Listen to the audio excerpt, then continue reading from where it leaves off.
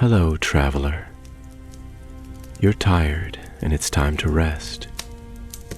We've gathered by the campfire to relax and listen to ancient stories. Grab your cup of warm drink and join us. Let this starry night completely capture our attention. The wind howled through the broken teeth of the wall, a mournful song carried from the farthest reaches of the north. It whispered through the stones of Castle Black, rattled the branches of the weirwoods, and danced across the frozen rivers, tracing paths where no man dared walk alone. The land beyond was vast and cruel, a place of silent ghosts and forgotten kings, and in that great, endless white, something stirred.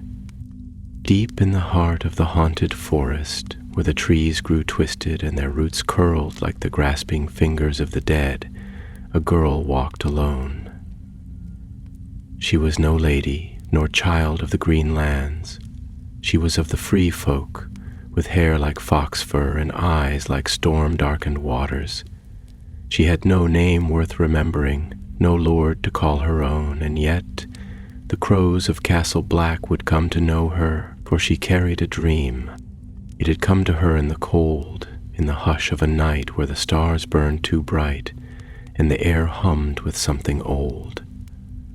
She had seen a sword, black as the heart of winter, sheathed in ice and wrapped in the roots of a dead tree. It whispered to her, called to her, a song of wolves and blood. She had never seen the man who wielded it, yet she knew his name. Brandon Stark, not the boy who had flown and broken the world's wheel, nor the wolf that knelt to a dragon's fire, but another, a Stark of old, one who had run when he should have stayed, who had climbed when he should have walked, who had loved when he should have feared, a man whose name had become little more than the whisper of an old wind, lost to time. But his sword had not been lost. She had woken with a start, breath white in the frozen air of her tent, her heart pounding like the hooves of 1,000 ghostly horses. She had known, then, that she could not keep this dream to herself. Some dreams were nothing but the play of an idle mind, but others were gifts, or curses. And so she went to Winterfell. The castle was nothing like the stories. She had heard the songs, the old tales of stone walls taller than mountains, of a great wolf carved from ice and rock. But when she arrived, she saw something different. Winterfell was no jewel of the south, no city of towers and golden light. It was a place of shadows and silence, where the past lingered in the corners, watching with unseen eyes. Its walls were high, its halls dark with secrets, its air thick with the scent of old wood and damp stone. But above all, it was cold. Not the cold of wind or snow, but something deeper, something waiting.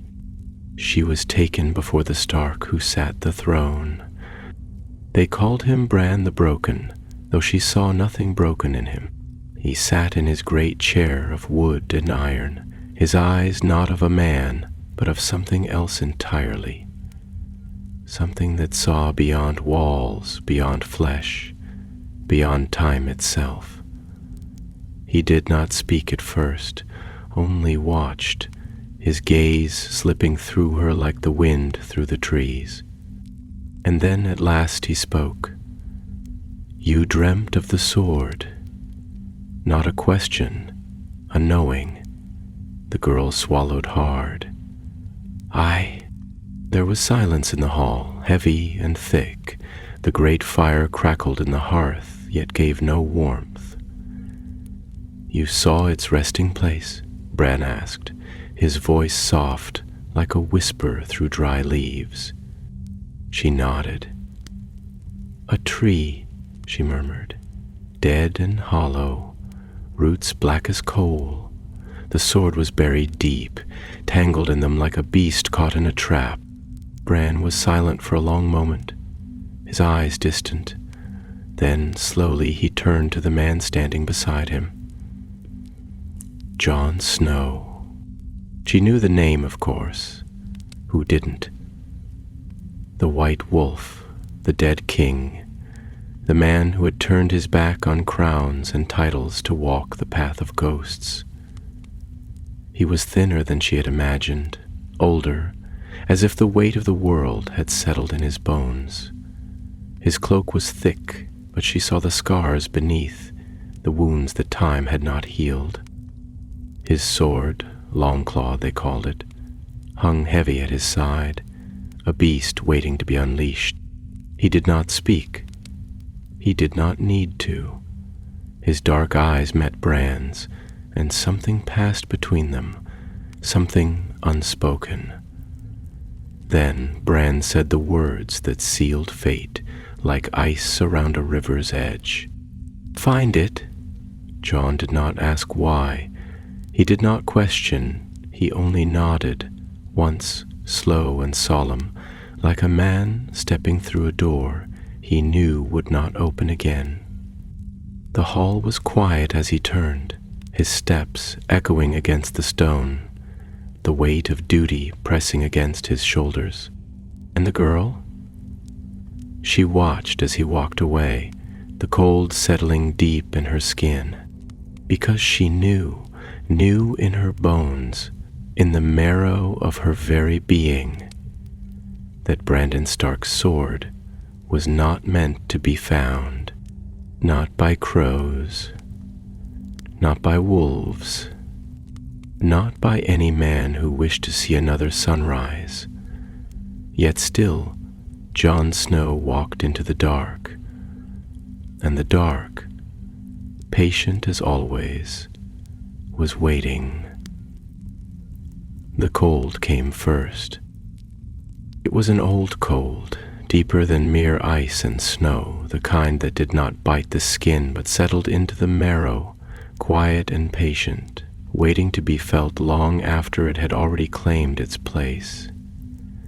It was the cold that had lived in the north since before the first men walked upon it, before the kings, before the keeps, before the wall itself. It was the cold of silence, of something vast and unbroken, something that did not bend or move but simply was. And in that cold, standing at the gates of Winterfell beneath a sky black with coming snow, Jon Snow felt the weight of it settle upon him, like a hand laid gently on his shoulder. The castle loomed behind him, its stones slick with frost, its towers rising into the night like the ribs of some great beast long buried beneath the ice.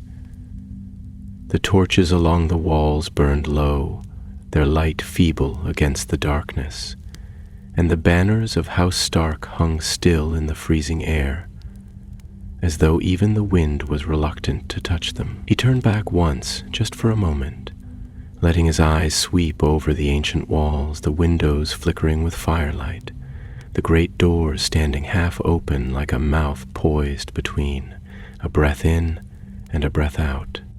He would not see Winterfell again for some time. Jon pulled his cloak tighter, the thick black fur stiff with frost, the heavy wool beneath rough against his skin.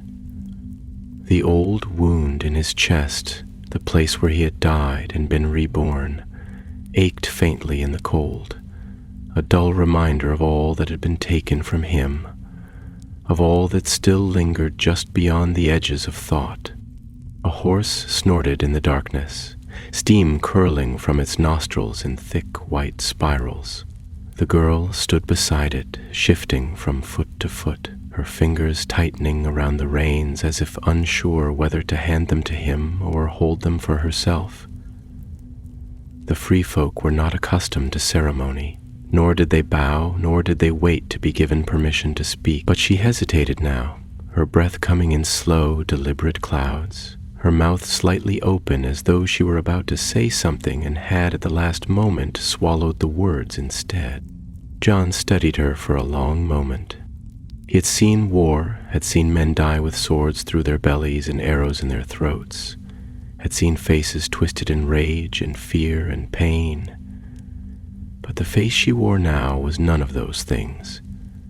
It was something else entirely, an uncertainty laced with something deeper, something not yet fully formed, like the first cracks in ice before a river breaks.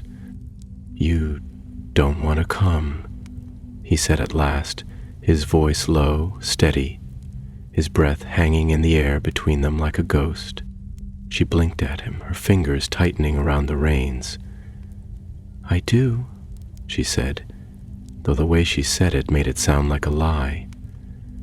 "I do," she repeated, firmer this time, as if the words themselves might shape her certainty where none had existed before.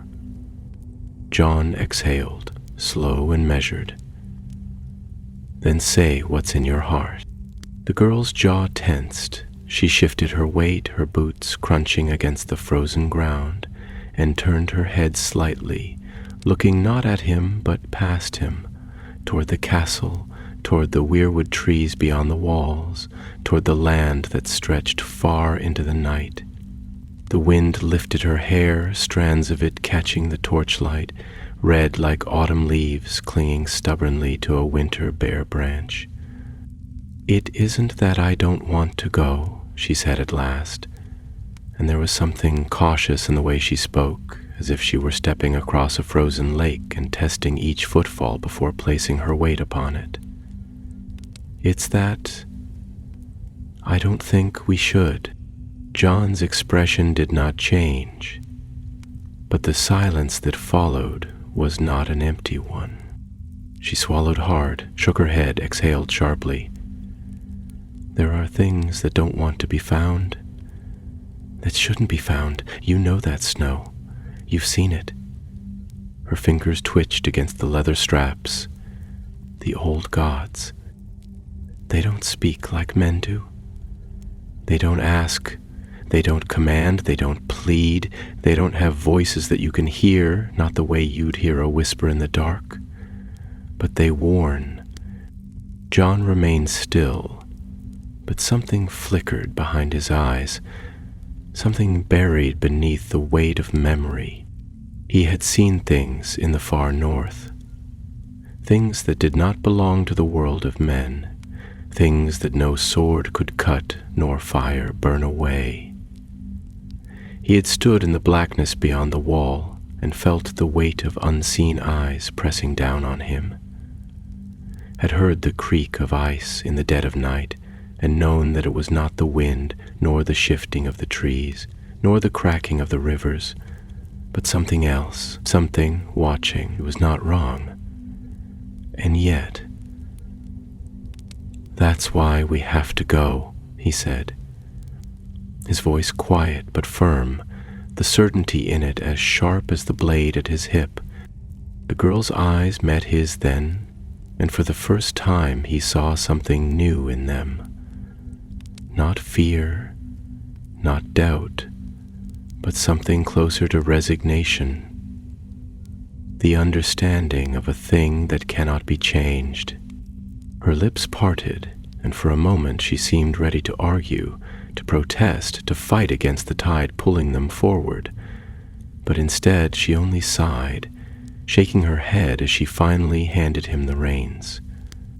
"You're not afraid of dying," she murmured, and there was no admiration in it nor challenge, only quiet bewilderment. "I don't think you ever were." John did not answer. He took the reins from her hand, swung himself into the saddle, and turned his gaze to the north. The road stretched before them, winding through the darkened trees, through the frozen rivers, through the ruins of forgotten men, and the graves of those who had died long before their names could be carved into stone. The wind whispered through the branches, low and hollow, the sound of something ancient breathing slow and steady in the quiet. Somewhere beyond that darkness, beyond the wall, beyond the lands of the living, a sword lay buried in the roots of a tree long dead. a sword that had belonged to a man whose name was now nothing more than an echo in the wind, and they were going to find it. Even if it meant they never came back. The north stretched before them, endless and indifferent, a great expanse of silence broken only by the distant howl of wolves and the groaning of trees beneath the weight of frost. The sky above was vast and empty, its stars scattered like the shattered remnants of some long-dead god's crown, cold and distant, bearing no warmth, no promise, no comfort. The world here was old, older than the halls of men, older than the names carved into stone, older even than the first tales spun by the fires of long-forgotten kings. John had always known the North. He had ridden its roads as a boy, had stood watch upon the wall as a man, had walked its frozen wastes as something less than living and more than dead. He had felt its cold settle into his bones, its silence press into his thoughts, its emptiness whisper things that words could never carry. And yet each time he returned, he found it different. Not in shape, not in form, but in the way it met his gaze, as if the land itself had learned him, had shifted, had grown, as though it too had changed with the passing of time.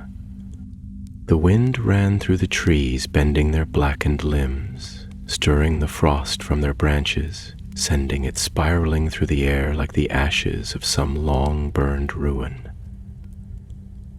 It moved through the valleys and the frozen rivers, through the canyons carved by ice, through the hollowed-out bones of old keeps and broken towers, through the ribs of dead giants and the forgotten graves of nameless men. It carried no warmth, no scent of life, only the bitter taste of deep winter, sharp as a blade's edge, cutting through the furs upon his shoulders, through the heavy cloth of his tunic, through the steel and flesh and bone beneath.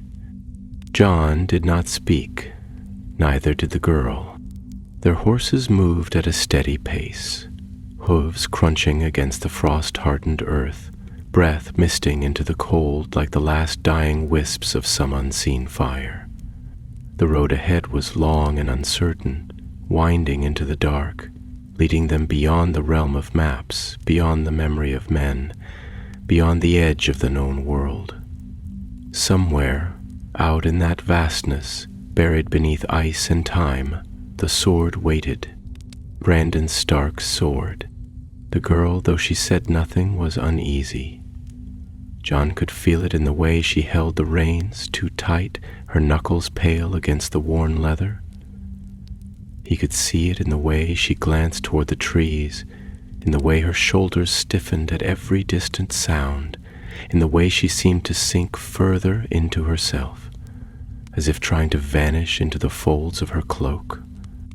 He waited for her to speak, to voice whatever thoughts gnawed at her mind, to give shape to whatever fear had settled in her gut.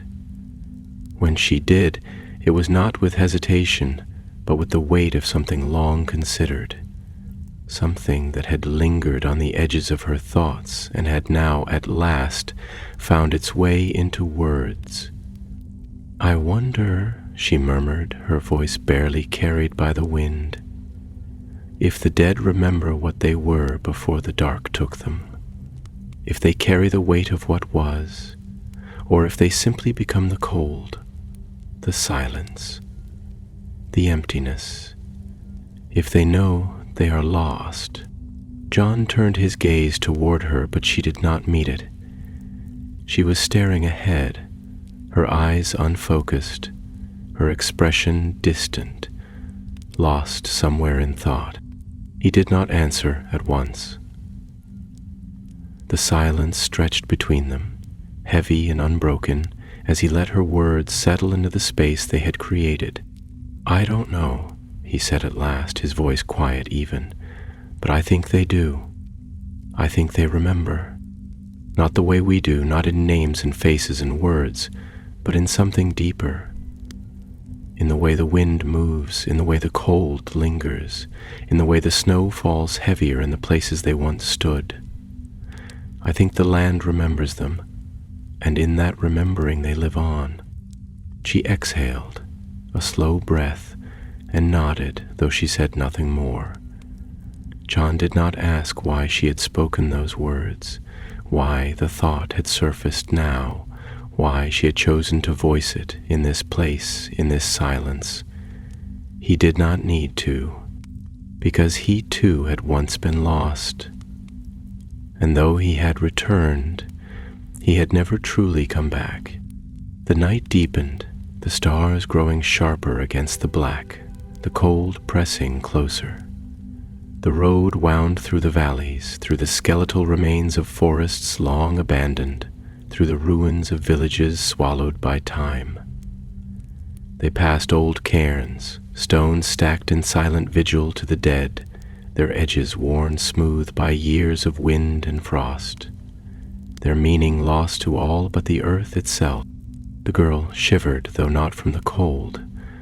"This place feels wrong," she muttered, her voice low, wary, as if she feared the land itself might hear. John understood. He had felt it too. The air here was different, heavier, thick with something unseen, something that lingered at the edges of perception, just beyond the reach of sight or sound. It was not the emptiness of the open north, nor the weight of old ruins and forgotten graves. It was something else, something watchful. "We should keep moving," he said. The girl did not argue. They pressed on, the horses moving steadily, their breath coming in soft huffs of white against the night air. The wind had stilled, leaving the world wrapped in an unnatural hush, a silence so deep it felt as though the land itself were holding its breath. And then, in the distance, beneath the pale light of the stars, they saw it. A tree standing alone in the frost, its bark blackened, its branches bare, its roots twisted and half buried in ice. It was not dead, not fully, but neither did it live. It was something caught between, something that had lingered past its time, something that had remained when all else had faded. John's fingers tightened around the reins. The girl exhaled, a sharp breath, her eyes locked upon the tree, upon the way the ice glistened along its roots, upon the way the wind seemed to move around it rather than through it, upon the way the shadows at its base did not shift with the light. "This is the place," she whispered. John did not reply, because he knew, and because, somewhere deep beneath the frozen earth, beneath the roots and the ice and the weight of years, something was waiting, something that had not been disturbed in a long, long time. The tree stood in silence, ancient and blackened, its bark cracked like old leather, its limbs twisted as if frozen mid-reach, clawing at the stars. The air around it was thick, unmoving, not heavy with the weight of snow or storm, but with something deeper, something buried, something that lingered in the stillness of forgotten things. The ground beneath was uneven, a mix of frozen earth and jagged roots, protruding like ribs of a creature long dead but never quite laid to rest. The wind did not stir here. There was no whisper through the branches, no shifting of ice, no distant cry of wolves, only silence, deep and unbroken, as though the land itself were holding its breath. John reined in his horse, though he did not yet dismount. His fingers curled tighter around the reins, leather creaking softly beneath the pressure of his grip. He had seen places like this before, silent places, hollow places, places where the past had settled into the earth like a weight too heavy to be lifted. The north was full of them, places where the ghosts of old battles still walked, where the echoes of names long forgotten whispered in the wind, where the dead did not rest because they had never been given the chance to sleep. But there was something different about this place, something that did not belong to the memories of men, something older, colder, something waiting. The girl beside him was still, her breath a slow, steady mist against the frigid air. She had not spoken since they had seen the tree, had not shifted, had barely moved at all.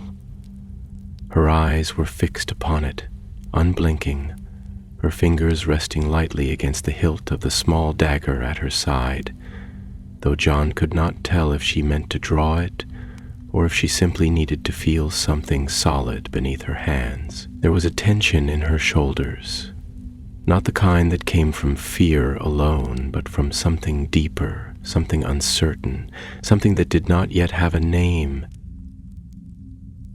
She swallowed, and when she spoke, her voice was quieter than before, not because she meant it to be, but because the place around them allowed nothing else.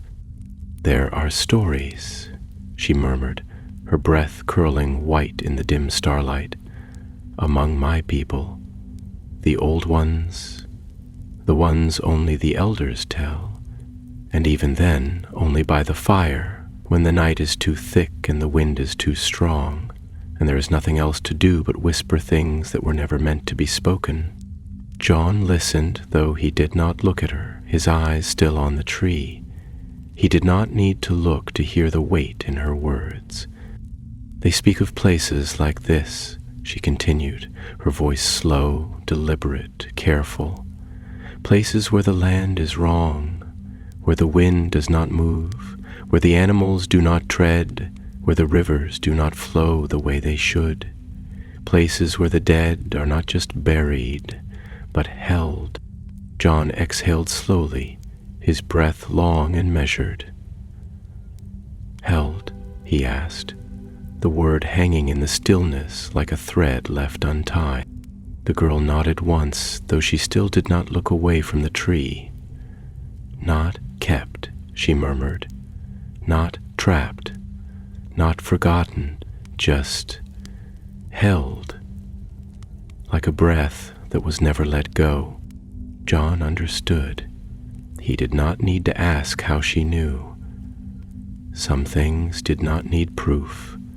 Some things were simply felt, like the weight of a storm before it broke, like the first shift of ice before a river cracked open, like the silence that came before a blade was drawn. He had spent enough time in the north to know that there were places that did not belong to the world of men, places that had never belonged to them at all.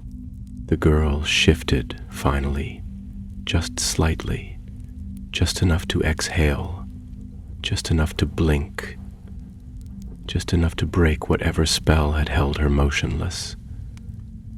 "We should leave it," she said, though there was no strength in it, no force, only the quiet plea of someone who already knew the answer they would receive. John did not reply, not at first. He let the silence stretch between them, let it settle, let it sink into the bones of the moment, let it press against his ribs. He thought of the wall, of the cold wind that had howled through the towers, of the endless stretch of white that had swallowed the world beyond it. He thought of the eyes of the dead, empty and endless, filled with nothing but the hunger of a thing that had forgotten what it once was. He thought of the sword at his hip, of the weight of steel, of the way it had always felt heavier in his hand than it should. "We came for a reason," he said at last, and his voice was steady, though there was something in it, something not quite hesitation, but not quite certainty either. "And we're not turning back." The girl let out a slow breath, and this time, when she looked at him, her eyes met his. There was no anger in them, no defiance, only the quiet acceptance of a thing that had already been decided.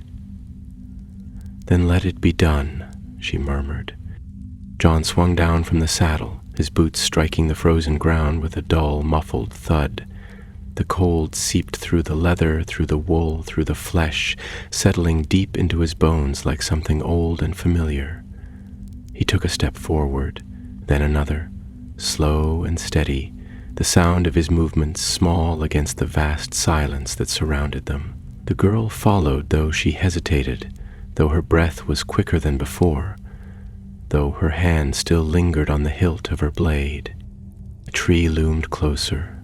The roots were thick, gnarled, twisting into the earth like veins turned to stone. Ice clung to them in jagged shards, glinting faintly in the starlight, brittle and sharp. The ground beneath was uneven, marked with the scars of time, of winter, of something deeper still. John knelt, pressing his gloved hand against the frozen dirt, feeling the hardness of it, the weight of it, the way it did not give, did not shift, did not breathe. And then he saw it, just beneath the ice, just between the roots, something dark, something long, something that had not been touched in years, beyond counting. The sword. John exhaled. The girl did not speak. The wind did not move. He reached for it, and the world shifted. The world did not break all at once. It was not a sudden thing, not the sharp snap of a blade meeting bone, not the rush of a storm crashing into the sea. It was slow, creeping, a shift so subtle that at first it could have been mistaken for the settling of ice, the groan of roots adjusting to the weight of centuries, the hush of wind through the hollow places of the world. And then, as though the land itself had taken a breath, everything changed.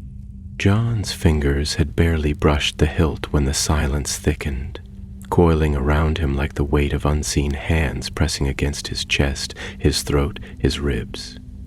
The air, though still frozen, felt different now.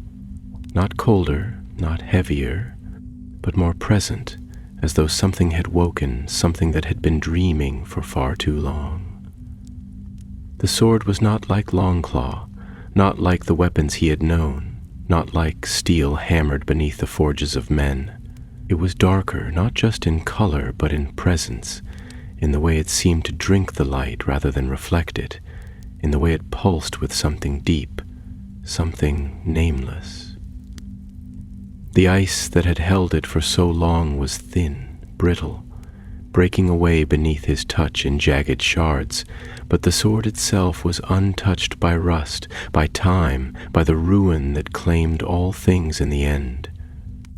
And yet, despite its stillness, despite its silence, John could feel it, feel something, beneath his skin, beneath his bones, beneath the place where his heart had once beaten without hesitation. It was not a voice, not a whisper, not a thought that belonged to words, but something deeper, something older than speech, something that did not ask but simply was.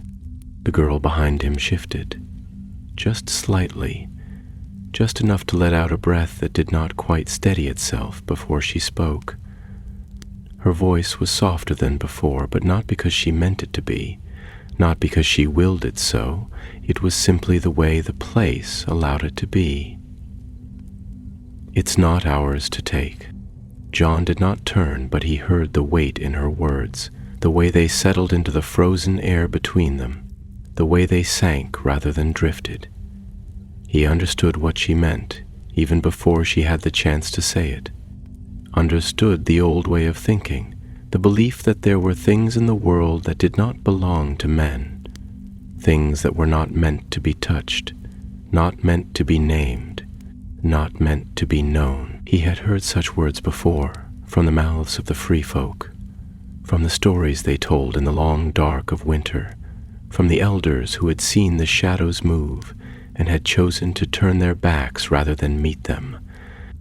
But John had never been one to turn back. "It was buried," he said at last, his voice steady but quiet, as though speaking too loud might disturb whatever lay beneath. Not lost, not forgotten, buried.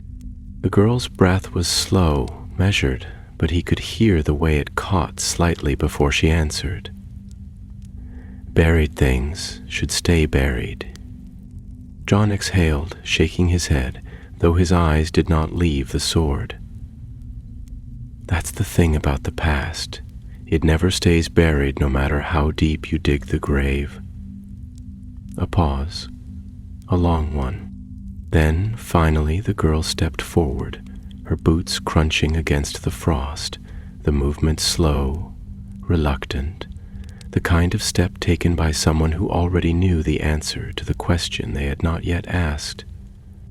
"And what if it's not the past?" she murmured.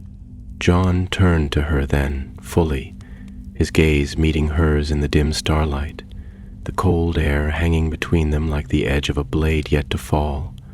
She was not afraid, not in the way most would have been, but there was something in her eyes, something that was not quite fear but not quite certainty either, something caught between knowing and refusing to know. John had seen that look before, had seen it in the faces of men standing at the edge of a battlefield, staring into the darkness before the dawn, knowing the tide that was about to break upon them, knowing that no matter how tightly they held their swords, no matter how many prayers they whispered, no matter how deep their convictions, something waited on the other side that would not be swayed by steel or faith or fire. He turned back to the sword. It lay still, unmoving, the ice cracking further with each moment, splintering like glass, like bone. The hilt was smooth, dark, untouched by rust or ruin, untouched by the weight of years, as though the hand that had last held it had only just let go. There was no sigil upon the palm, no mark of its maker, no sign of its name, and yet he knew what it was. Brandon Stark's sword.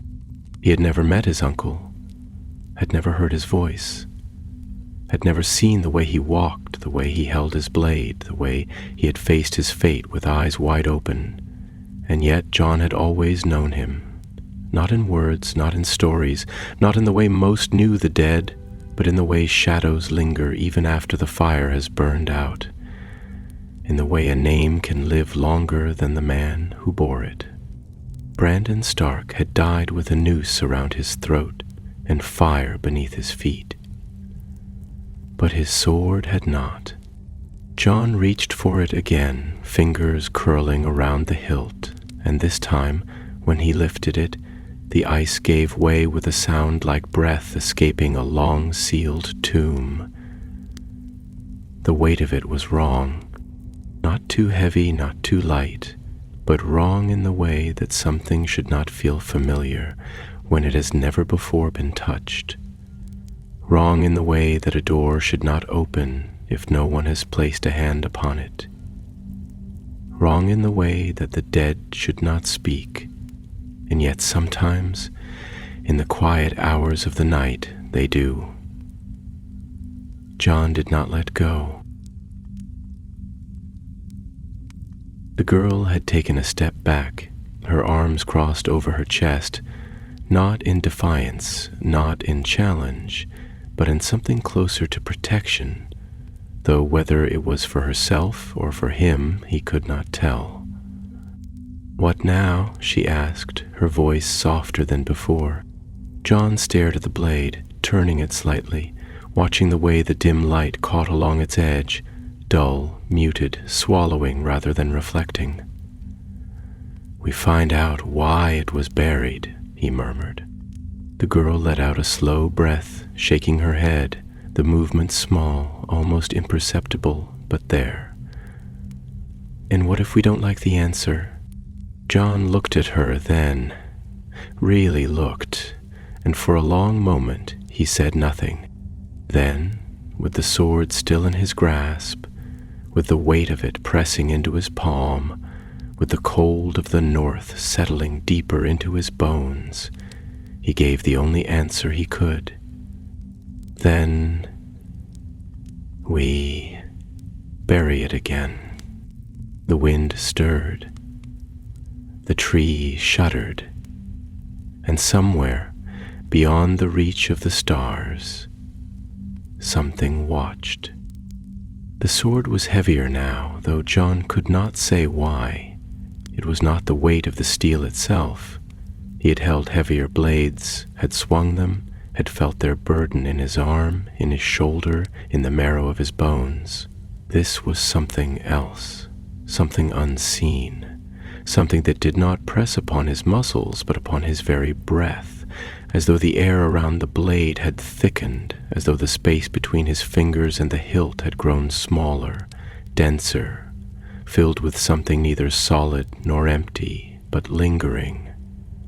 The weight was not in the blade, it was in him. He held it before him, tilting the edge slightly, watching the way it caught the dim starlight, or rather how it did not. The steel, if it was steel, seemed to drink the light, absorbing rather than reflecting, swallowing rather than shining. It was not dark, not black like obsidian, nor gray like castle-forged iron, nor even silver like the bright Valyrian blades he had seen in the hands of kings and killers alike. It was empty, a void where light should be, a space where something once was, but no longer remained, and still it did not feel cold. That, more than anything, unsettled him. His breath was slow, measured, though he felt the quiet tremor of something beneath his skin. Not fear, not quite, but something close to it, something just outside the reach of understanding. He had stood before the dead, had faced them, had felt their hunger press against the world like a tide waiting to break, but this was different. The sword did not hunger, it did not demand, it did not whisper, and perhaps that was worse. The girl stood a few paces away, her arms crossed tight against herself, not in defiance, not in anger, but in something closer to resignation, as though she were watching a fire she had known for years would one day spread beyond its hearth. Her gaze was not fixed on the blade, not entirely. It moved between John's face and his hands, lingering not on the steel, but on the way he held it, on the way his fingers curled around the hilt, on the way his grip did not falter even when his breath did. She had seen men hold swords before. She had seen the way warriors carried them like they were a part of their own body, an extension of muscle and will, the way they hefted them over shoulders, balanced them against their hips, turned them in their palms as easily as breathing. But this was not that. John did not hold this blade as though it belonged to him, nor as though he meant to use it, nor even as though he feared it. He held it as one holds something that is not yet real, as though by merely gripping the hilt he might find a way to understand it. She exhaled softly, and when she spoke, her voice was quieter than before, but not uncertain. "Does it feel like it belongs to you?" John did not answer at first. His fingers shifted slightly, adjusting his grip, feeling the weight, the balance, the absence of cold where cold should have been. "No." His voice was steady but distant, as though he were listening for something beneath the words, some truth he had not yet found. "It doesn't feel like it belongs to anyone." The girl swallowed, her throat tight, but she nodded, though she did not look away. "Then why take it?" John turned the blade slightly, watching as the air around it seemed to shift just barely, just enough to make him wonder if his eyes were playing tricks on him. He frowned, though not in confusion, not in concern, but in something quieter, something heavier, something he had felt before but could not name, because it was left here for a reason. The girl let out a slow breath, shaking her head. Not in disagreement, but in something closer to unease, as though she had already expected that answer, as though she had known from the moment they stepped into the clearing that there would be no turning back. And do you think that reason was for someone to find it? John did not answer, not right away. He had seen things left behind before. He had seen swords abandoned on battlefields, their edges dulled by blood and time, their hilts still wrapped in the dead hands that had once wielded them. He had seen castles left to ruin, their halls empty but for the echoes of voices long silenced, their stones heavy with the weight of the past. He had seen graves where no name had been carved into the stone, where the earth had swallowed the memory of the men who had once stood there, leaving nothing but silence in their wake. Some things were left behind because they were no longer needed. Others were left behind because they were meant to be forgotten. And yet here it was, not broken, not ruined, not lost to time, only buried.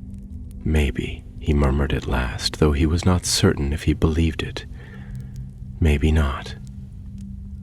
The girl's lips parted slightly, as if she meant to argue, as if she meant to tell him that there were things in this world that did not want to be known, that there were stories better left to die with the men who had once told them, that there were blades better left buried beneath ice and earth than drawn from the places they had been laid to rest.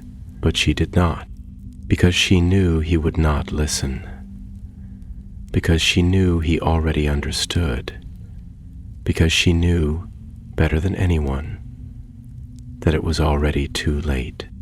The wind stirred then, soft at first, curling through the branches above, moving through the twisted limbs of the tree, stirring the brittle leaves that had long since died but refused to fall. And for the first time, John felt the cold return. Not the distant chill of the north, not the sharp bite of winter's breath, but something deeper, something older, something that pressed against the skin like the memory of hands that no longer existed. The girl shivered, but not from the wind. John did not shiver. He simply exhaled, long and slow, and tightened his grip on the sword. And then, from somewhere beyond the reach of light, beyond the edge of the world they knew, beyond the place where the past had been left to sink into the earth and be forgotten, something moved. It was not sound, not exactly. It was not a whisper, not a voice, not the groan of trees nor the shifting of ice. It was deeper than that, heavier, something that pressed against the silence rather than broke it, something that stretched into the space between seconds, something that had waited long enough. John did not look up. He did not have to. The girl's breath caught in her throat, sharp, sudden, barely audible over the hush of the trees. And then, in a voice quieter than the wind, softer than the shifting of snow beneath their feet, she spoke the words he had known before she had even said them. "We shouldn't have come." John said nothing. The wind sighed through the trees. The cold deepened, and somewhere in the space between what was and what had been, the past took its first breath. The cold was different now, not merely a thing of winter, not merely the bite of wind and ice that had long since made a home in his bones, but something older, something deeper, something that did not merely press against the skin, but reached inside, curling like roots around the heart, around the ribs, filling the spaces where breath should be. It was not the kind of cold that could be warded off by fire or furs, nor the kind that could be outrun or outlasted. It was the kind of cold that waited, the kind that watched, the kind that did not move but was simply there, and always had been. John held the sword tighter, his fingers curling against the hilt, though not out of fear, not out of hesitation, but because something in him refused to let go, refused to loosen his grip, refused to allow the blade to slip from his grasp, as though doing so would not merely be an act of abandonment, but an acceptance of something he did not yet understand. The weight of it had not changed, and yet it felt heavier now, heavier in a way that had nothing to do with steel or ice. Heavier in the way a name carried weight long after the one who bore it was gone. Heavier in the way a story could settle into the bones of the world itself, refusing to be forgotten. The girl was watching him, her arms still crossed, her shoulders drawn tight beneath the furs, but her gaze was no longer on the sword, no longer on the way he held it, no longer even on him.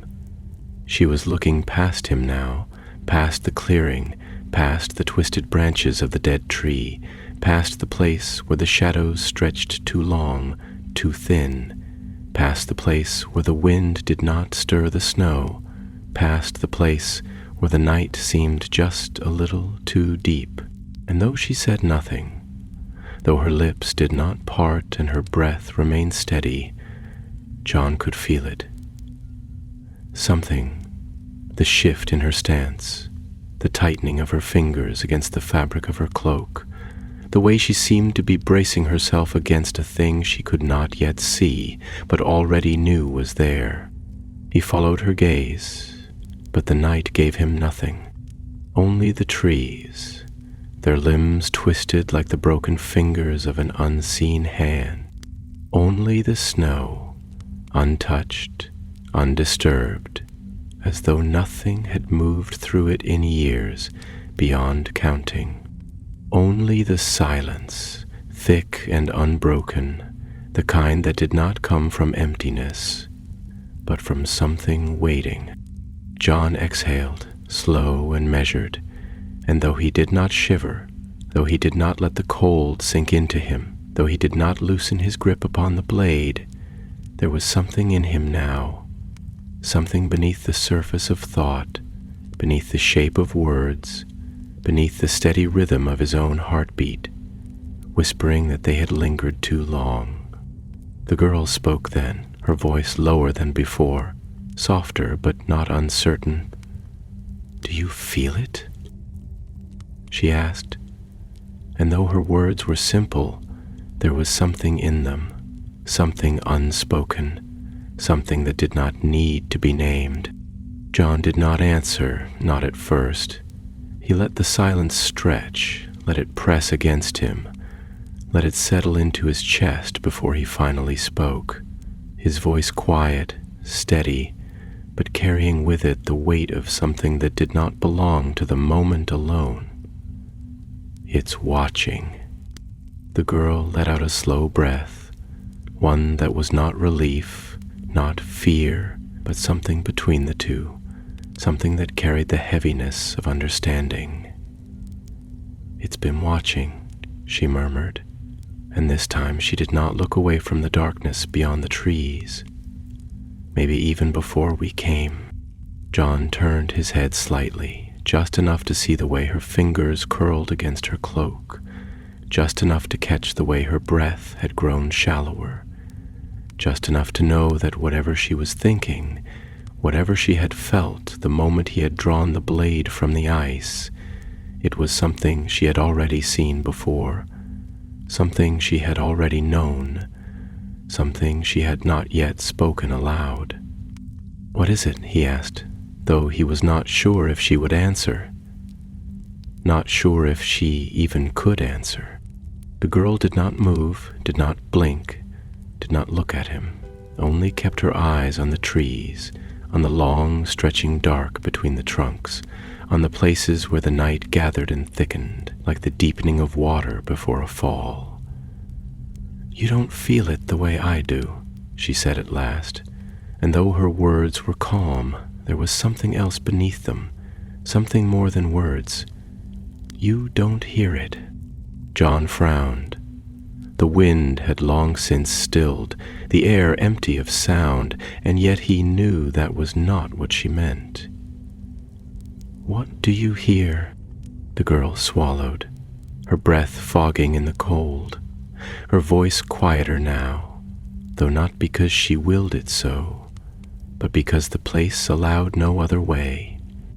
"It's not a voice," she murmured, "not words, not something I could name."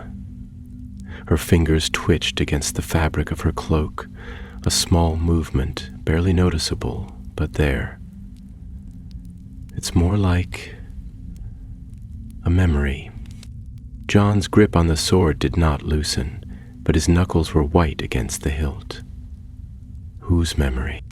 The girl closed her eyes for just a moment, her breath coming slower now, heavier, as though she had reached into herself, into something deeper, something beneath the surface of thought, something that did not belong only to her. And when she opened them again, when she finally spoke, her voice was different, not shaken, not broken, but carrying with it a weight that did not belong to the present, not ours. John turned fully then, facing her, watching the way her breath hitched slightly in the cold, watching the way her fingers flexed as though something unseen had brushed against them, watching the way she did not shiver, but stood as though she already knew that whatever was waiting beyond the trees had no need for the things that made men afraid. There was a pause, a long one that stretched between them like a thing with weight, and when the girl finally spoke again, her voice was softer, almost thoughtful. "The old ones used to say that places like this, they aren't haunted by the dead." Her breath curled white in the still air, barely moving. "They're haunted by time." John felt the words settle into the cold, felt the way they lingered, the way they did not slip away like breath, but remained, heavy, thick, unmoving. "Time doesn't haunt," he murmured. The girl's lips twitched, something that might have been the ghost of a smile but was not. "Doesn't it?" she asked, tilting her head slightly, watching him now, watching the way the sword sat in his hand, watching the way his shoulders had stiffened just enough to be noticed, watching the way his breath had changed, though only slightly. John exhaled, slow and steady, but did not argue. The wind did not stir. The trees did not move, the cold did not lift, and in the space between them, in the hush of the deepening night, in the place where the past had been buried but not forgotten, where the weight of something unseen pressed against the breath of the living, where time had stretched thin but had never quite broken, something lingered, waiting and watching. The cold had changed, not in the way of shifting winds or the deepening bite of winter's breath, but in something more elusive, something unseen yet felt in the hollows of the chest, in the stillness of the air, in the way silence seemed to stretch just a little too far. It was no longer merely the cold of the north, no longer the natural grasp of ice and frost that clung to every stone, every branch, every inch of skin. It was deeper now, older, something that had not merely arrived with the passing of the seasons, but had always been, waiting beneath the snow, beneath the frozen soil, beneath the very weight of the land itself. It was not the cold of the wind, it was the cold of something long buried. John knew this feeling. It was not the sharp terror of battle, not the rush of blood and steel and fire that came when men fought for their lives. It was something slower, something quieter, the kind of fear that did not announce itself with the roar of war horns or the clamor of hooves on frozen earth. This was the kind of fear that settled into the bones before the mind even recognized it, the kind that whispered instead of screamed, the kind that told you to listen, to stop, to see.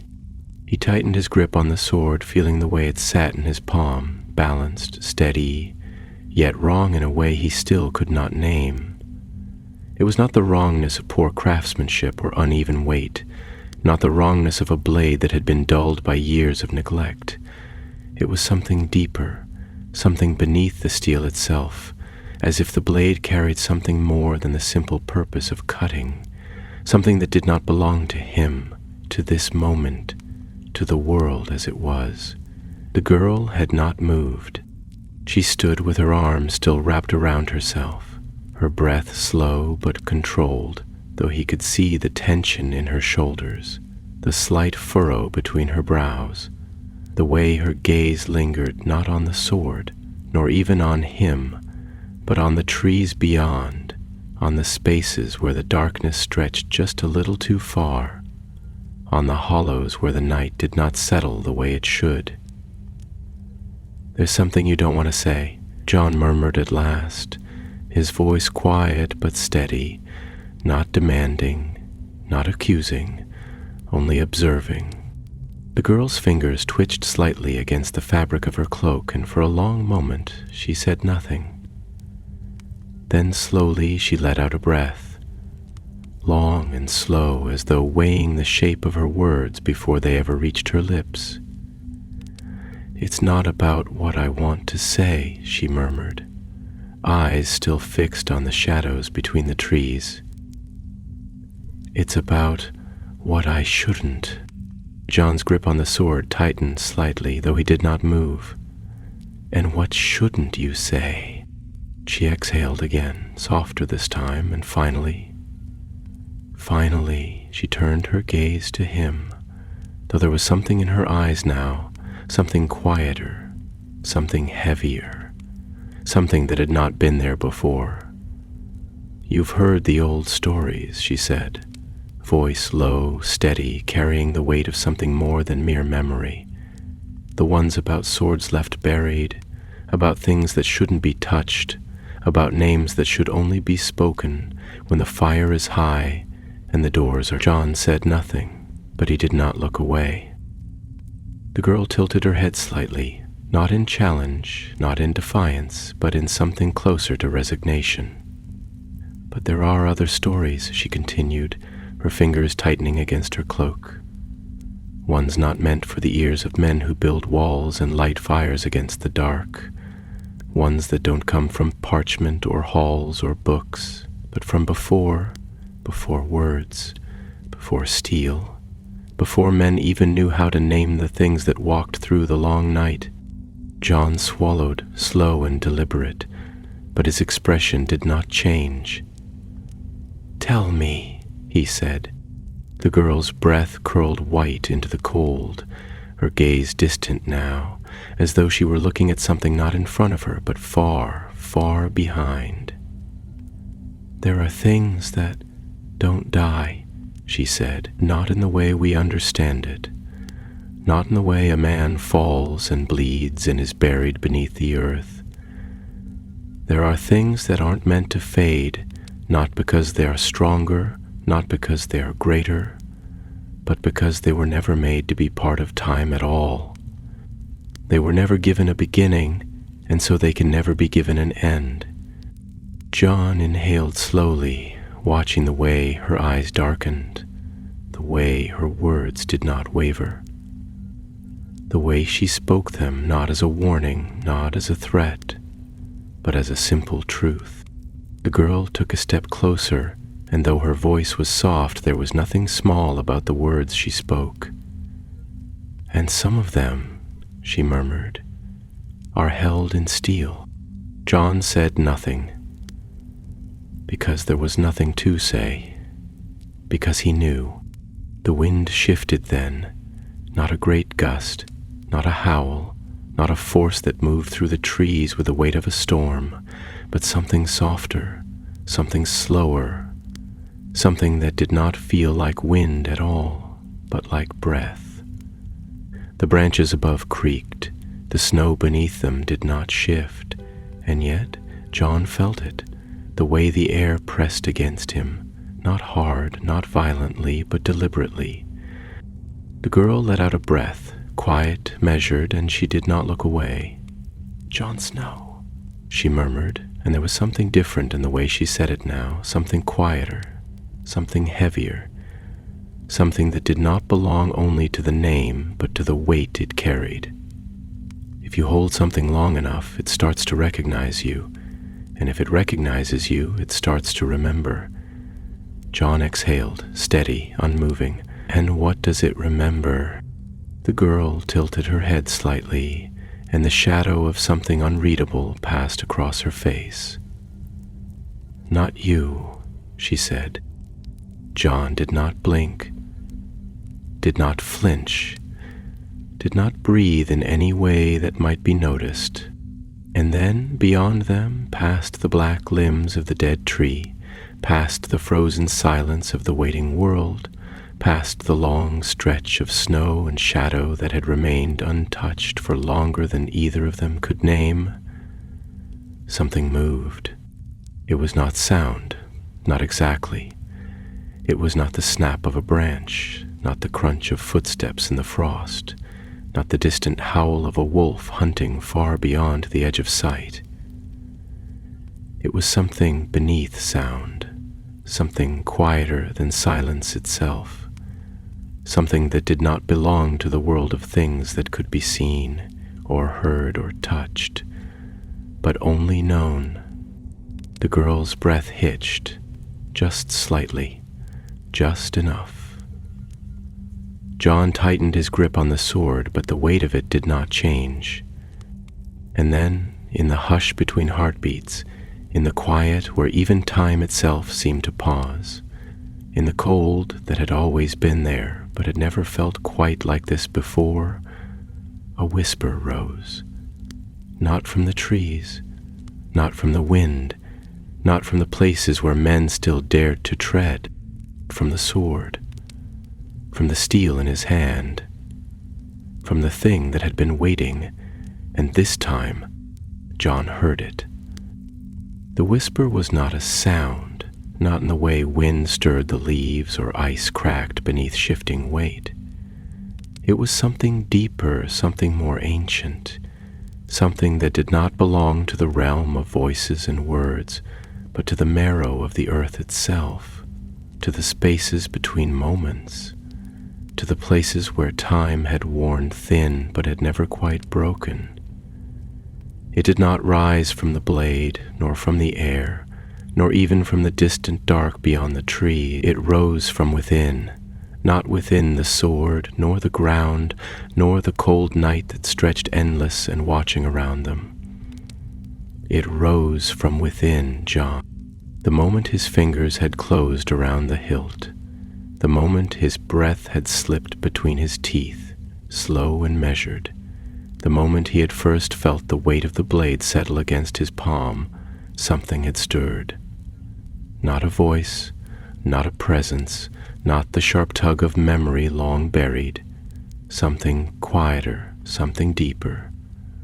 Something that had waited beneath the surface of thought, beneath the stillness of breath, beneath the steady beat of blood against ribs, until now, until this moment, until him. John did not move. The cold had wrapped itself around his limbs, though he barely felt it now. The weight of the sword was familiar in his hand, yet not familiar in the way a weapon should be, not in the way Longclaw had been, not in the way steel carried its own kind of knowing after years of battle and blood.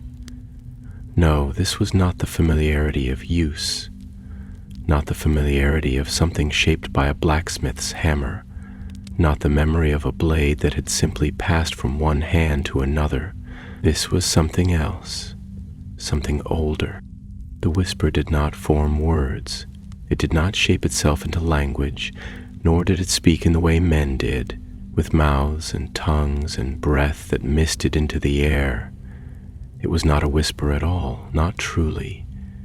It was a knowing, a thing without sound, without shape, without form, yet it pressed against the edges of his mind like frost creeping across glass, slow and deliberate, thin at first, almost imperceptible, but spreading with a quiet patience that did not ask for permission. He exhaled. The girl was still watching him, though she had not moved, had not stepped forward, had not reached for the blade or for him, had not done anything at all but stand there, breath slow, shoulders stiff, eyes dark beneath the dim light of the stars. And yet he could feel her, not just the presence of her body beside him, not just the warmth of her breath in the cold, but the way her thoughts settled heavy against the silence between them. She had heard it too. Not the whisper, not the knowing, but something that did not belong here, something that did not belong anywhere. And yet, here it was. John's fingers flexed slightly against the hilt, testing the grip, testing the way the weight sat in his palm, testing the feel of it, the balance of it, the wrongness of it. The blade did not tremble, it did not hum, did not pulse, did not glow with the faint light of enchantment or power or magic that belonged to the South, to the maesters, to the careful hands of those who sought to weave spells into steel. No, this was something else. It did not contain something. The girl shifted, finally, just slightly, just enough to break the stillness that had settled over them like the hush before a storm. "John," she murmured, his name carrying no urgency, no fear, no command, only something measured, something slow, something careful, as though saying it too loudly might be enough to unsettle whatever had begun to stir. He turned his head, just barely, just enough to let his eyes meet hers. She swallowed, and though she was still standing, still steady, still watching him with the same sharpness she always had, he could see the way her fingers pressed into the fabric of her cloak, the way her breath was not quite as even as it had been a moment before, the way her pulse fluttered in her throat, just faintly, just enough to be noticed. "I don't think we should be here," she said, and though it was not a plea, not a warning, not an accusation, there was something in it, something in the weight of those words, in the way they settled between them like a stone dropped into water, rippling outward into the silence. John did not answer at first. The wind had not moved, the trees had not stirred, the night had not changed, and yet everything was different now. He exhaled, slow and steady, and though his grip on the sword remained firm, though his breath did not quicken, though his limbs did not shake, he felt it, the shift, the pull, the quiet weight of something pressing against him, not as a force, not as a hand reaching, not as a thing that sought to be seen, but as something remembering. Not him. The sword. John did not loosen his grip, did not let the blade slip from his grasp, did not set it back into the earth from which it had been pulled.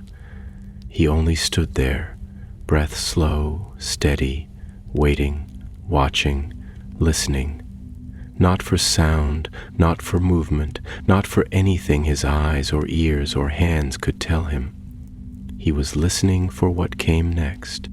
The girl exhaled again, a slow breath, careful, steady. "John," she murmured, and this time there was something quieter in the way she said it, something smaller, not out of fear, not out of hesitation, but out of the simple understanding that whatever had happened here, whatever had begun, whatever had been waiting, had already taken its first step forward. John did not answer. The wind did not move. The trees did not shift. And yet, in the hollow stillness of that moment, in the hush of a night that did not belong entirely to the world of the living, in the quiet that stretched between what was and what had been, Jon Snow understood something, not in words, not in thoughts, not in anything that could be spoken aloud, but in a way that was simply felt, the way a man standing on the shore can feel the tide change before the water ever reaches his feet. He understood that there were things older than memory, older than names, older than the hands that had buried this sword in the frozen earth, and some of them never truly left. The girl inhaled sharply, just once, just enough. And then, somewhere beyond the trees, beyond the wind, beyond the silence, something answered. Not a voice, not a sound, just a feeling, a presence, something that had been waiting, something that had remembered, something that had just woken up.